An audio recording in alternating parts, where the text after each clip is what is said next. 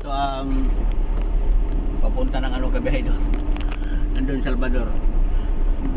Palusong masyado. Tapos blind corn pa. Wala stick talaga. Kinakailangan mo engine brake at saka brake ang gagamitin mo dito. Di kumpiyansa. Grabe talaga ito dito. Tapos mamaya na naman.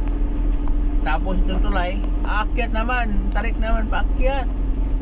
So ganito talaga kabahidor ang sitwasyon dito sa doon sa Salvador Benedicto. Nasa gitna ng maraming kabundukan.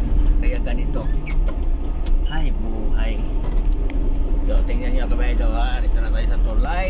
Kababa. O akyat na naman tayo. Problema lang pag akyat.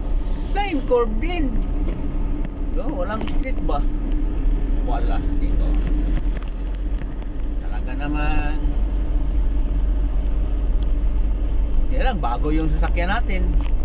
So, kasi yung isang dinadala ko nga medyo luma-luma na.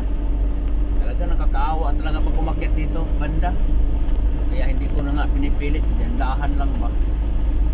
Baka siraan pa tayo malaking problema. Diba? Kaya kung hindi kaya, hindi natin kayahin. Huwag natin pilitin.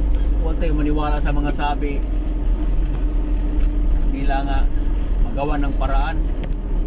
Magawa ng paraan na, sira naman yung sakyan. So ito kabahidor, napaka tarik. Mayroon pa nagmarathon dito